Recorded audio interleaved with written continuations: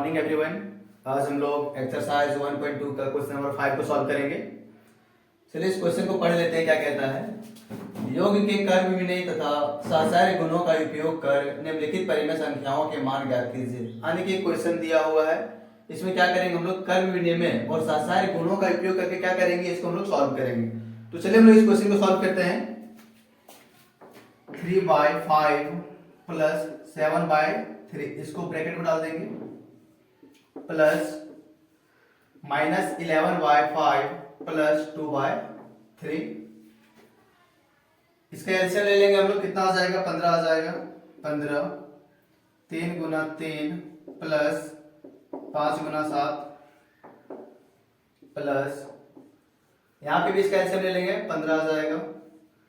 3 गुना -11 plus 5 गुना 2 9 आ जाएगा। 3 या 9 plus 35/15 plus -33 plus 10 आ जाएगा बटे 15।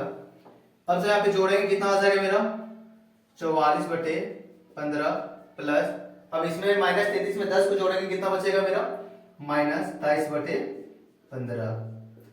अब नीचे वाला कैंसिल नहीं, कितना आ जाएगा मेरा, 15 आ जाएगा।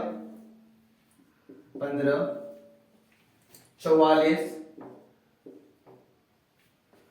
माइनस और प्लस जब गुना होता है क्या होता है मेरा, माइनस होता है। माइनस कितना, 23। अब जब 44 में से 23 को घटाएंगे कितना बचेगा मेरा, 21 बटेगा 21/15। अब इसको काटते हैं हम लोग, 3 7 21 3 5 15 यानी कि 7/5 इसका आंसर हो गया। अब इसी प्रकार से हम लोग बी नंबर का क्वेश्चन को सॉल्व करते हैं।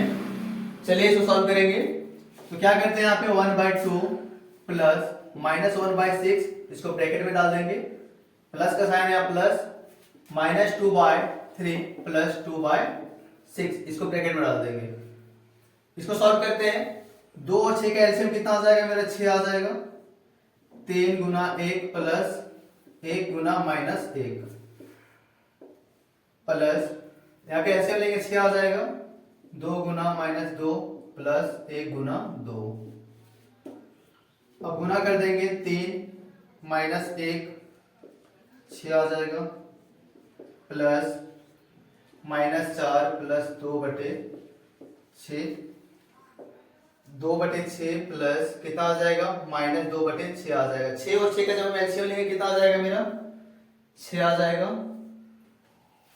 2 गुना 1 प्लस 1 गुना -2 यानी 2 माइनस और प्लस गुना होगा तो मेरा माइनस हो जाएगा, यानी कि 2/6 इक्वल टू 0/6। अब हम 0 को 6 से भाग करेंगे तो मेरा आंसर कितना आ जाएगा, ये मेरा आंसर हो गया। अब हम लोग 6 नंबर का क्वेश्चन को सॉल्व करेंगे। इसमें क्या कहता है कि रिक्त स्थानों को भरिए, यानी रिक्त स्थान दिया हुआ उसको क्या करना है, भरना है। तो चलिए हम लोग देखते हैं, भरेंगे इसको। यहाँ पे कितना लिखा हुआ है, ए नंबर क्वेश्चन में -5/12 प्लस -12/5 इक्वल टू -12/5 प्लस, यहाँ पे क्या भराएगा, यानी कि इधर जितना है उतना इधर होना चाहिए, कि दोनों साइड क्या होना चाहिए, इक्वल होना चाहिए। तो यहाँ पर हम लोग एक चीज देखेंगे, यहाँ -12/5 लिखा हुआ है, यहाँ पर -12/5 लिखा हुआ है, और यहाँ पे -5/12 लिखा हुआ है, यानी कि ये चीज यहाँ पे नहीं लिखा हुआ है। तो इसको हम लोग क्या करेंगे, यहाँ पर लिख देंगे -5/12। इसी तरह से बी नंबर के क्वेश्चन में हम लोग देखेंगे, यहाँ मेरा लिखा हुआ -7 प्लस -13/8 बराबर -13/8 लिखा हुआ है। तो यहाँ पे क्या चीज का मिसिंग है, -7 का मिसिंग है ना, तो क्या करेंगे हम लोग, -7 यहाँ पे लिख देंगे। सी नंबर का 17/-5 प्लस -3/7 प्लस -7/8 है, यहाँ पर क्या लिखा हुआ है, 17/-5 है, इधर मेरा -7/8 है, -7/8 क्या चीज का मिसिंग है मेरा, -3/7 का है। यहाँ क्या करेंगे हम लोग, -3/7 भर देंगे। अब डी नंबर में क्या करेंगे, -11/7 है और यहाँ +11/7 है, तो ये +11/7 यहाँ पे मिसिंग है, और यहाँ पर क्या है मेरा, -11/7 मिसिंग है यहाँ पर। तो यहाँ पर हम लोग क्या करेंगे, यहाँ पे 11/7 लिख देंगे और यहाँ पर -11/7 लिख देंगे। ये सब क्या हो गया, इसका आंसर हो गया। अब हम लोग 7 नंबर क्वेश्चन को सॉल्व करेंगे। निम्नलिखित प्रश्नों का उत्तर दीजिए, यानी कुछ प्रश्न दिया हुआ उसका हम लोग क्या करेंगे, उत्तर देंगे। ए नंबर का देखते हैं, वो कौन सी परिमेय संख्या है जिसका योज्य प्रतिलोम 100 m है। यानी क्वेश्चन पूछ रहा है कि वह कौन सी परिमेय संख्या है जिसका OH प्रतिलोम क्या है, वह स्वयं है। तो सबसे पहले समझते हैं हम लोग कि OH प्रतिलोम का मतलब क्या होता है। OH प्रतिलोम का मतलब होता है कि किसी भी संख्या में कितना जोड़े कि उसका जो है आंसर कितना आ जाए, मेरा 0 आ जाए। तो एग्जांपल में समझते हैं हम लोग 1 है तो 1 का OH प्रतिलोम क्या हो जाएगा, यानी कि एक में हम कितना जोड़े कि मेरा 0 आ जाएगा। तो इसमें यदि हम -1 को जोड़ेंगे इसका वैल्यू कितना आ जाएगा, 0 आ जाएगा। यदि 5 का OH प्रतिलोम कितना हो जाएगा, -5 आ जाएगा। -5 क्यों आएगा, क्योंकि 5 में यदि -5 को जोड़ दे कितना जाता है, 0 आ जाएगा, है ना। तो इसका जो है कहने का मतलब है कि कौन सी संख्या है जो उसका OH प्रतिलोम जो है उसका स्वयं है। तो इसका आंसर क्या हो जाएगा, 0 हो जाएगा। 0 क्यों होगा, क्योंकि 0 का OH प्रतिलोम कितना हो जाएगा, 0 हो जाएगा, क्योंकि 0 में 0 जोड़ेंगे मेरा आंसर कितना आ जाएगा, 0 आ जाएगा। तो इसीलिए क्या हो जाएगा, इसका आंसर मेरा 0 हो जाएगा। अब हम लोग बी नंबर के क्वेश्चन को सॉल्व करते हैं। किसी ऋणात्मक परिमेय संख्या का ऋणात्मक क्या है। तो किसी भी ऋणात्मक परिमेय संख्या का ऋणात्मक क्या होता है, धनात्मक होता है, धनात्मक होता है। धनात्मक कैसे होता है, चलिए इसका एग्जांपल लेके समझते हैं।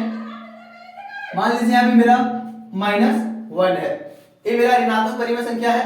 अब ऋणात्मक परिमेय संख्या का ऋणात्मक अधिक करेंगे तो क्या हो जाएगा, मेरा धनात्मक हो जाएगा।